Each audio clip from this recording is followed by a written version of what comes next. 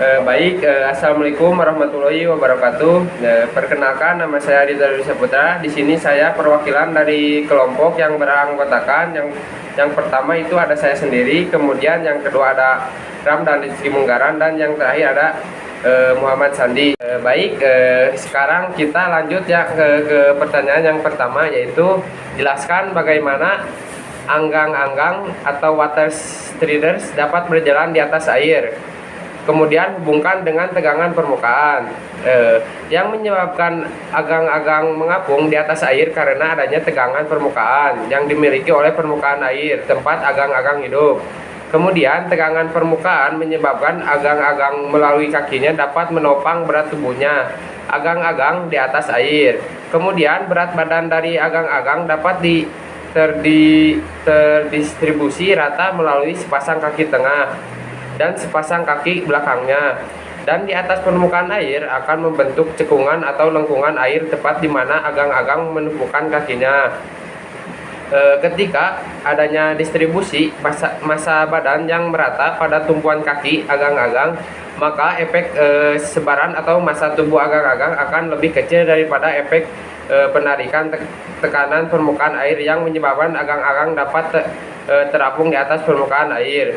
Kemudian sekarang kita lanjut yang kedua, yaitu jelaskan proses perubahan aliran fluida akibat perubahan kecepatan dari aliran laminar ke aliran turbulen.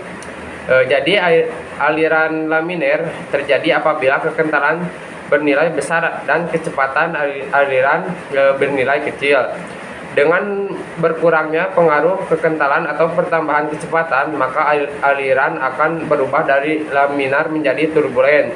Pada aliran turbulen, partikel-partikel fluida bergerak secara tidak teratur. Aliran transisi, aliran fluida dengan kecepatan di antara kecepatan linier dan kecepatan turbulen. Kemudian aliran terbentuk laminar atau turbulen sangat tergantung oleh pipa dan perlengkapannya.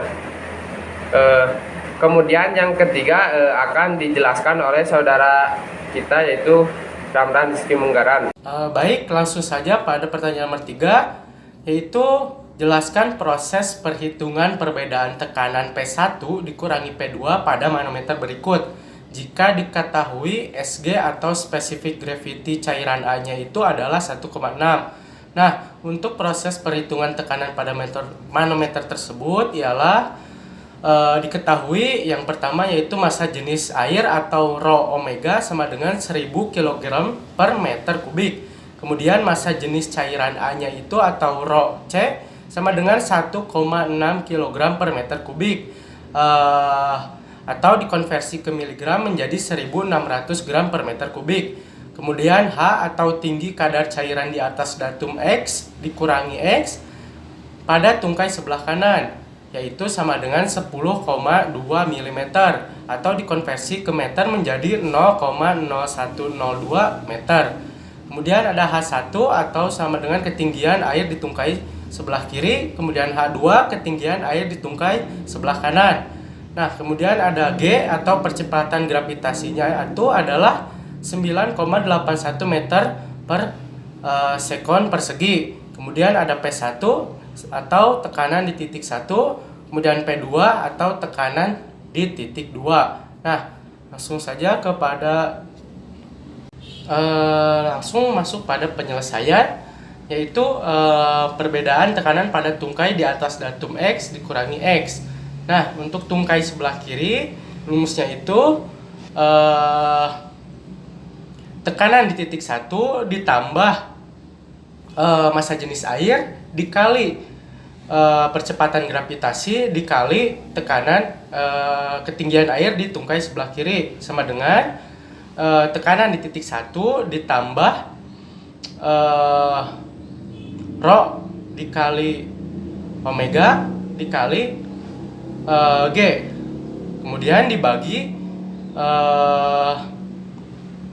tinggi kadar cairan ditambah ketinggian air di tungkai kanan. Nah, untuk tungkai sebelah kanan yaitu tekanan di titik 2 ditambah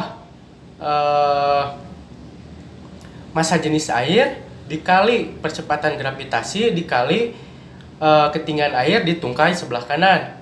Kemudian ditambah SG atau specific gravity atau massa jenis cairan dikali percepatan gravitasi dikali tinggi kadar cairan. Nah, kemudian tekanan di titik 1 atau P1 dikurangi tekanan titik 2 atau P2 sama dengan massa jenis cairan dikali percepatan gravitasi dikali tinggi kadar cairan. Kemudian didapat P1 dikurangi P2 sama dengan percepatan gravitasi dikali tinggi kadar cairan dibagi SG atau massa jenis cairan dikurangi massa jenis air. Nah, kemudian didapat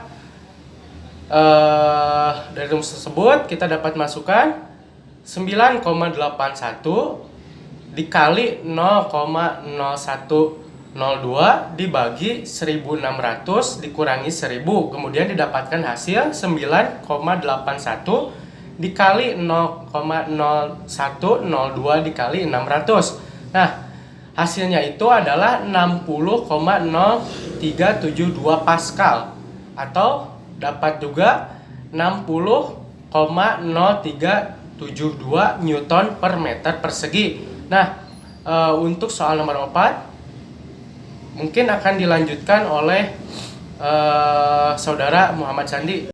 4. Jelaskan mengapa balon udara terbang di udara dan apa fungsi pemanas udara pada balon udara tersebut. Hubungkan dengan gaya apung. Prinsip kerja pada balon yang diisi dengan udara panas dan balon yang diisi dengan gas ringan pada dasarnya sama, yaitu dengan membuat udara dalam balon lebih ringan atau memiliki massa jenis yang lebih kecil dari udara di luar sekitar balon, sehingga balon udara dapat naik atau terbang. Sesuai dengan prinsip hukum Archimedes, gaya apung yang bekerja pada benda yang dimasukkan dalam fluida sama dengan berat fluida yang dipindahkannya. Hal ini sejalan dengan udara sebagai fluida di mana benda dapat terapung pada fluida jika massa jenisnya lebih kecil dari massa jenis fluida tersebut. Semua partikel udara di atmosfer ditarik oleh gaya gravitasi ke bawah, namun tekanan di udara menciptakan gaya ke atas yang bekerja berlawanan dengan gravitasi. Pada balon udara sendiri terdapat alat pembakar yang ada di bawah. Dari alat pembakar tersebut akan disemburkan api. Api tercipta saat gas O2 atau oksigen itu berubah menjadi gas CO2 yang kemudian ditampung dalam balon udara. O2 sifatnya lebih berat dari CO2, sehingga CO2 dapat naik ke atas dan terkumpul dalam balon udara. Jika gas CO2 di balon itu penuh, maka si balon udara tersebut akan terbang ke atas. Sekian dari kelompok kami, mungkin hanya itu saja yang dapat kami sampaikan. Kurang lebihnya mohon maaf karena kami juga masih dalam tahap pembelajaran. Sekian, wassalamualaikum warahmatullahi wabarakatuh.